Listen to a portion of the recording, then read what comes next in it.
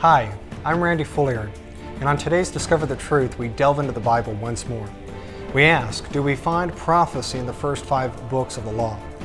Do we see prophetic trends that will occur at the end of this age? Do they provide us with a glimpse of what we'll see in the Great Tribulation? In today's program, we're going to answer these questions and much more as we unlock the Exodus Code. Stay tuned.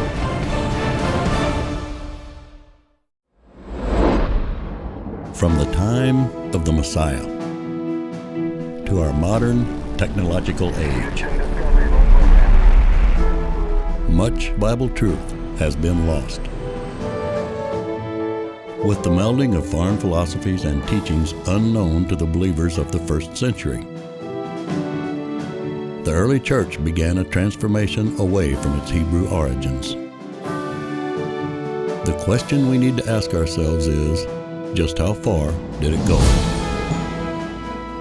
Join us for the next half hour as we take you on an incredible journey of biblical understanding as we uncover the foundation of the Christian faith. Are you ready to discover the truth?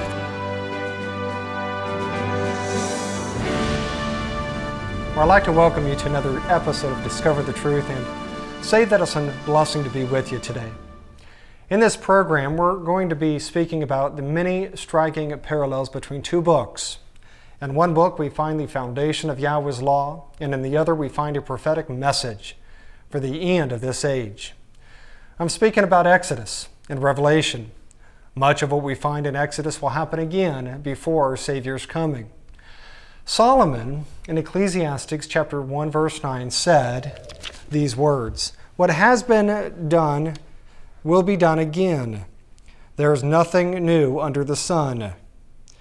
We know that much of Yahweh's word is dual, meaning that it contains more than one fulfillment.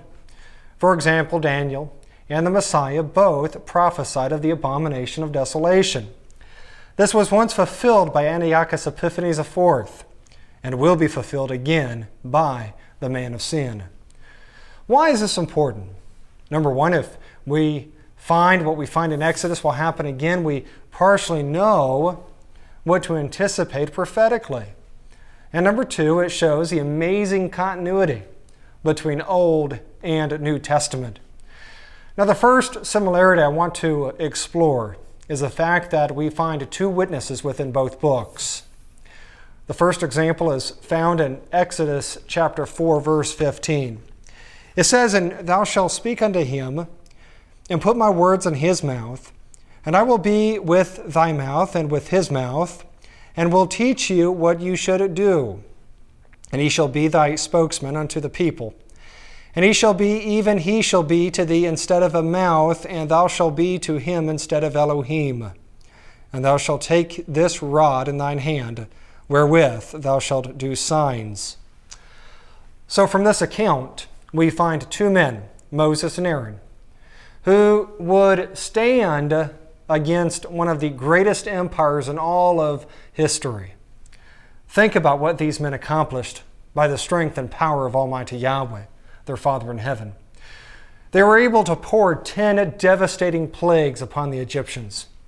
They were able to lead a group that more than likely numbered into the millions. They were able to defeat the Egyptian army at the crossing of the Red Sea. What these men were able to accomplish was nothing short of a miracle. Now, we know that this was possible only through their Father in heaven. Without Yahweh, neither Moses nor Aaron could have accomplished what they did. That's also a lesson for us, friends.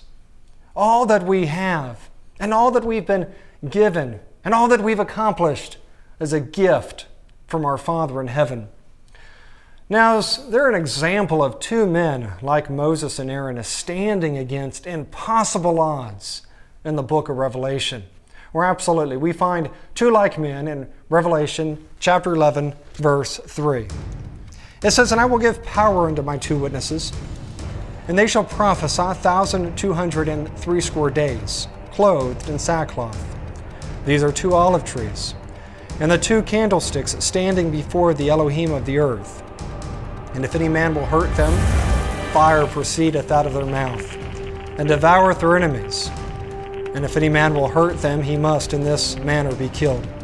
These have the power to shut heaven, that it rain not in the days of their prophecy, and have power over waters to turn them into blood, and to smite the earth with all plagues, as often as they will. Well, just as Moses and Aaron were able to do great signs and wonders, the same will be true for these two witnesses. It says here that they will have the power to, listen, stop the rain, to turn the water into blood, and to strike the earth with every plague as often as they desire. Do you see any parallels between the two witnesses and Moses and Aaron? Many of the signs and wonders that we find with Moses and Aaron, we find here with these two men. Can you imagine if this happened in our lifetime? Can you imagine, can you envision two men having this kind of power and authority? Just like Moses and Aaron overcame immeasurable odds, these two witnesses will do the same. It says here that these two witnesses will stand against all the earth. In some ways no different for Moses and Aaron. Another parallel between these two books is the mention of Egypt. In Exodus 3:16, we read this. It says, "Go and gather the elders of Israel together, and say unto them, Yahweh Elohim of your fathers, and Elohim of Abraham, of Isaac, and of Jacob, appeared unto me, saying, I have surely visited you, and seen that which is done to you in Egypt." Now we know how the Israelites suffered under the bondage of Egypt, how they were forced into slave labor and had no freedom. Besides slavery, we also know that they suffered under Egypt's polytheistic worship. You see, the Egyptians worshipped many false mighty ones. Matter of fact, each of the 10 plagues in Exodus was an attack on a different god of Egypt. So not only was Israel in slavery, but they were also in bondage to false worship. For the Israelites, the Egyptian religion was in complete opposition to the truth of Yahweh. What's the first commandment? Well, the first commandment is, I am Yahweh. You should have no other mighty ones before me. Now, the concept of monotheism, or the worship of one mighty one, was completely foreign to the Egyptians. So again, not only were the Israelites in physical bondage, but they lived in a culture that was diametrically opposed to the one that they worshipped, to their mighty one, to Almighty Yahweh. Now, can we find a parallel to this in the book of Revelation?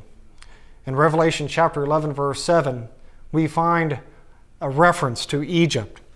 It says, "And when they shall have finished their testimony, the beast that ascended out of the bottomless pit shall make war against them, and shall overcome them and kill them. And their dead bodies shall lie in the street of that great city, which spiritually is called Sodom and Egypt, where also our master was impelled." Or stay with us. We'll be back in just a short moment.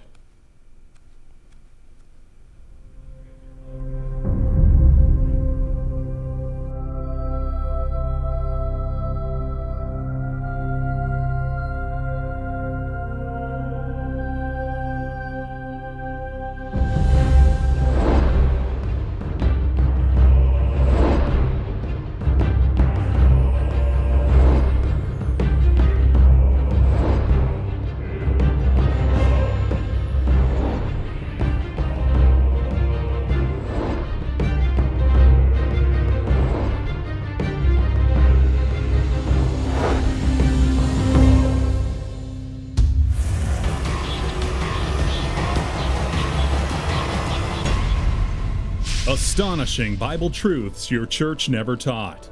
This booklet may just change your life. Operators are standing by. Call 1-573-896-1000 for your free copy of this fascinating booklet. Or write to Discover the Truth, P.O. Box 463, Holt Summit, Missouri 65043. Read a request online, yrm.org. If the lines are busy, please try again in 10 to 15 minutes.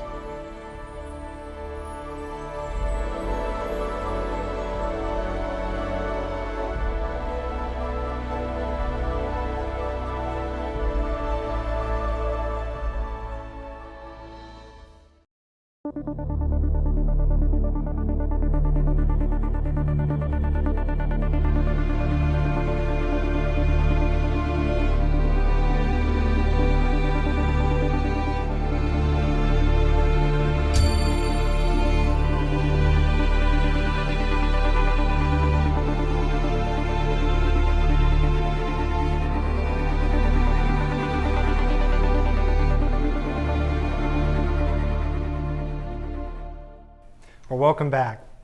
As we found in Revelation 11, during the Great Tribulation, Jerusalem will be called spiritually Sodom and Egypt.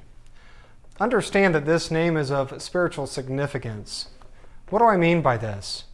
During this time, the anti-Messiah and his false prophet will govern Jerusalem.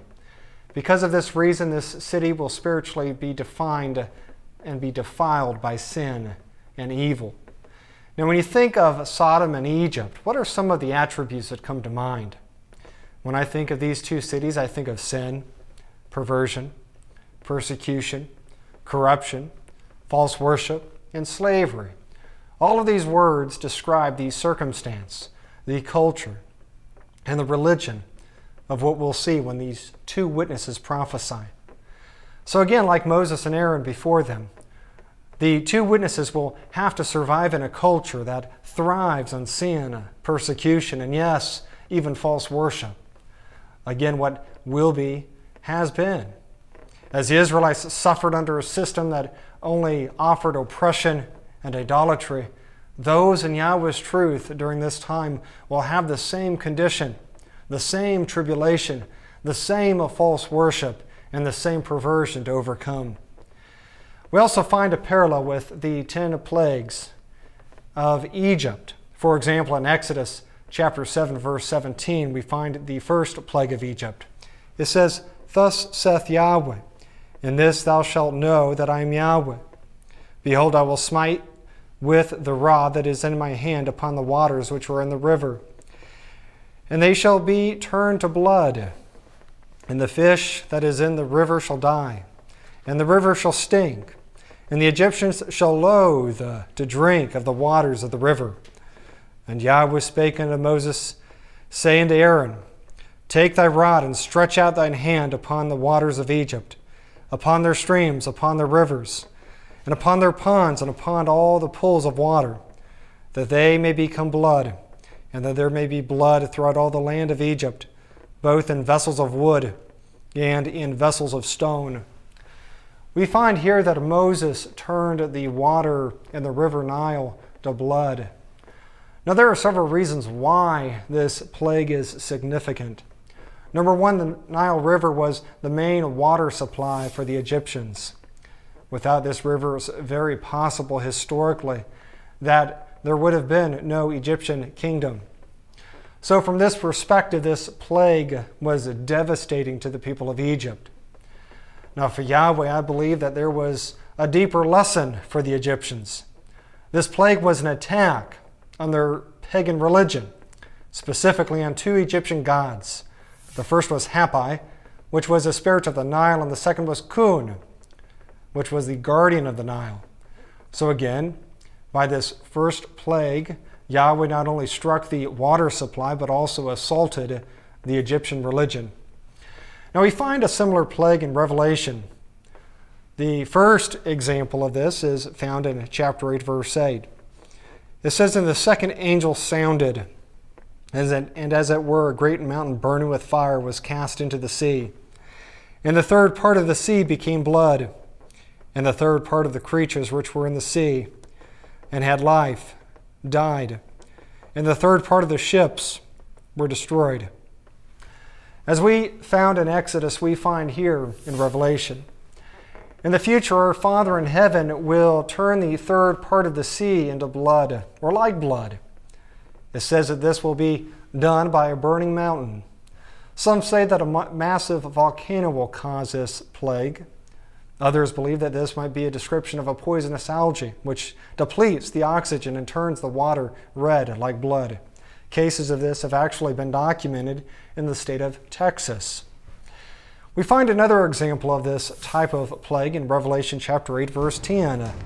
It says, "And the third angel sounded, and there fell a great star from heaven, burning as it were a lamp.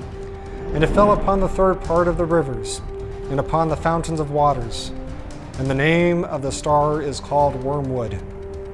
And the third part of the waters became wormwood. And many men died of the waters because they were made bitter." So we find another plague that will pollute the waters. It says here that men will die because of the waters, because they will become wormwood, meaning bitter. This is again the same type of plague that we saw in Exodus. Now we can find one more example of this plague, this type of plague, in Revelation 16, verse 3. We read, "And the second angel poured out his vial upon the sea, and it became as the blood of a dead man, and every living soul died in the sea. And the third angel poured out his vial upon the rivers and fountains of waters, and they became blood." So here we find another plague that will pollute the waters, but this time it's even worse than before. The entire sea and all the rivers and fountains become as blood. These plagues will be the cause for many deaths during the Great Tribulation. Without water, man cannot survive. So again, as we heard from Solomon, what was, will be again. Now, we find another plague between these two books, but this time it's the plague of boils. In Exodus chapter 9, verse 8, we find these words, "And Yahweh said unto Moses and unto Aaron, Take to you handfuls of ashes of the furnace, and let Moses sprinkle it toward the heaven in the sight of Pharaoh, and it shall become small dust in the land of Egypt. And shall be a boil breaking forth with blains upon man and upon beast, throughout all the land of Egypt. And they took ashes of the furnace and stood before Pharaoh, and Moses sprinkled it up toward heaven, and it became a boil breaking forth with blains upon man and upon beast. And the magicians could not stand before Moses because of the boils, for the boils was upon the magicians and upon all the Egyptians." According to the JPS Torah commentary, these boils might have been a type of anthrax. The Hebrew word is shakin and means to burn as an inflammation. We'd like you to stay with us. We have one more segment. We'll be back in just a moment.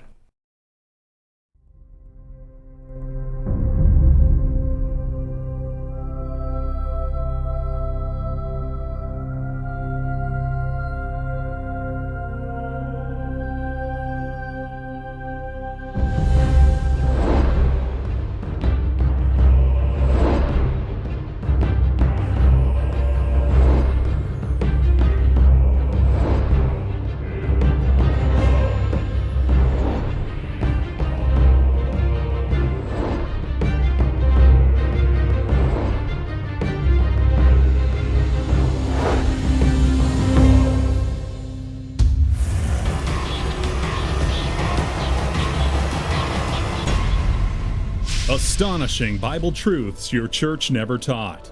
This booklet may just change your life. Operators are standing by. Call 1-573-896-1000 for your free copy of this fascinating booklet. Or write to Discover the Truth, P.O. Box 463, Holt Summit, Missouri 65043. Read a request online, yrm.org. If the lines are busy, please try again in 10 to 15 minutes.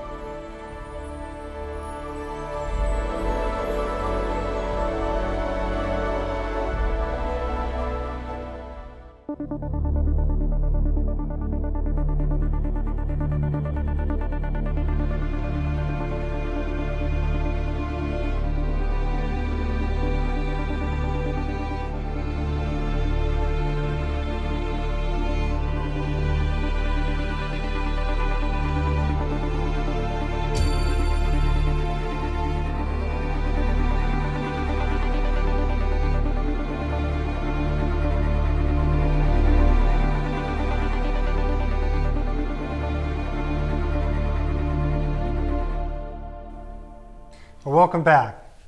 According to the JPS Torah commentaries we saw in the previous segment, the word for boils comes from the Hebrew word shakin, and again means to burn, as an inflammation.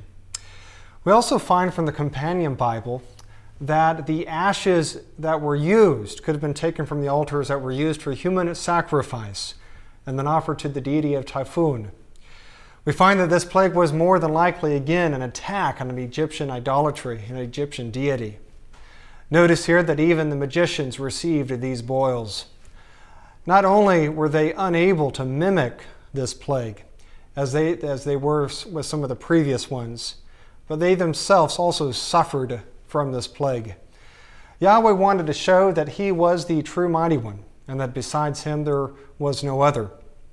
In Revelation 16 verse 2, we find there that Yahweh will pour out a like plague upon those who worship the man of sin in His image. It says there, "And the first went and poured out his vial upon the earth, and there fell a noisome and grievous sore upon the men which had the mark of the beast, and upon them that which worshipped his image." Just as Yahweh smote the Egyptians with a plague of boils and sores, we find here that He will do the same at the end of this age. The word sores from the Greek word helos and is defined as an ulcer. We also see here that as the plague of boils was only poured upon the Egyptians, that the same will happen to those who worship and receive the mark of the beast, meaning that those who have Yahweh's name engraved upon their foreheads, as we see in Revelation chapter 7, will be exempt from this plague. Like the Israelites of old, they will be free from that which Yahweh pours upon mankind. Now, another striking parallel is that in both books, Yahweh's people are taken into the wilderness.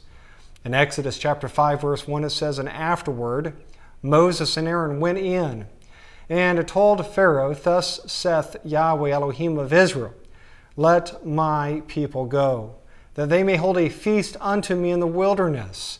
And Pharaoh said, Who is Yahweh, that I should obey His voice to let Israel go? I know not Yahweh, neither will I let Israel go." Or Moses here is asking Pharaoh to let his people go into the wilderness so that they could worship the mighty one of their forefathers.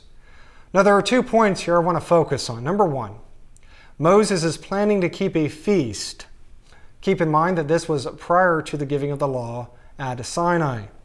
So even before the Sinaitic covenant, we find that they obeyed the feast of Yahweh. The second thing I want to point out here is that they were going into the wilderness. Now this is something important because we're also going to find this in the book of Revelation. Now when did the Israelites physically leave the Egyptians? They left on the 15th day of Abib at night. What is the 15th day of Abib? Or this is the first day to the Feast of Unleavened Bread. Now keep in mind when we turn to Revelation that we find this also in Exodus. But before that, there's one more passage we need to consider. In Exodus chapter 19, verse 4, we find that Israel was taken out in a very special way. It says, "You have seen what I did unto the Egyptians, and how I bore you on eagle's wings and brought you unto myself." Now notice here the analogy. Yahweh is describing how He brought the Israelites out of Egypt. So from this passage, how was this done? Yahweh says here that He brought Israel out on eagle's wings. And I believe this passage, along with the one we just read, are key components if we'll understand one key prophecy in Revelation. Out of all the parallels between these 2 books, for me this one's the most fascinating.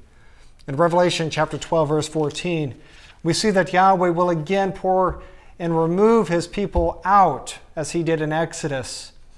It says there, "And to the woman were given 2 wings of her great eagle, that she might fly into the wilderness into her place, where she is nourished for a time and times and half a time from the face of the serpent." So we find here that this woman is taken out into the wilderness on the 2 wings of the great eagle. Now remind me, where did we find this? Or we found this also in Exodus. We found that the Israelites were taken out of Egypt by eagle's wings into the wilderness. This is the same message we find here. Before going on, who is this woman? Well, this woman represents Yahweh's believers, those of Messiah. So just as Yahweh took out his people in Egypt and into the wilderness with the wings of an eagle, we find that he will do the same thing in the Great Tribulation. Again, what was, will be, again. Now I want to focus on something very special, something that we find that impacts us as Yahweh's people. Now we're not going to turn to Exodus because we all know that they were obeying and keeping Yahweh's law, but we find three key passages in the book of Revelation. I'm going to share those with you today. Revelation chapter 12, verse 17. We find there again a key passage. It says, "And the dragon was wroth with a woman, and went to make war with the remnant of her seed, which keep the commandments of Yahweh, and have the testimony of Yahshua the Messiah." What do we find here, friends? Or we find here the obedience of Yahweh's word. Well, this is not the only place we find such an example. Revelation chapter 14, verse 12 says, "Here is the patience of the saints. Here are they that keep the commandments of Yahweh and the faith of Yahshua." What an amazing passage. Well, I'd like to look at just one more with you.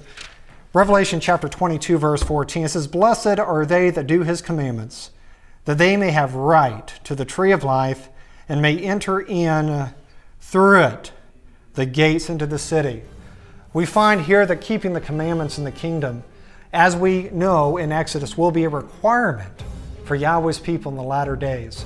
Well, I pray that this program has been a blessing for you. I pray that you would join us next time. And I would also encourage you to go out to our internet site, www.yrm.org. Go and enjoy many of the articles we have there. So again, I thank you for joining us and pray that you would join us next time for Discover the Truth. May Yahweh bless you.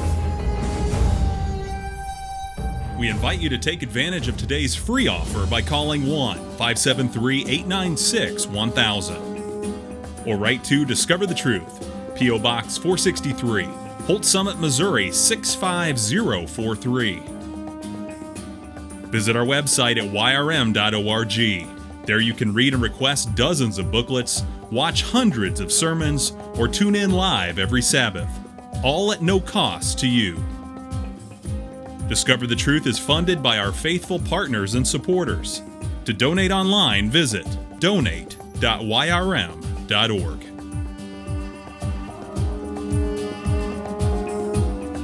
Set your DVRs, tell your family and friends, and join us right here next week.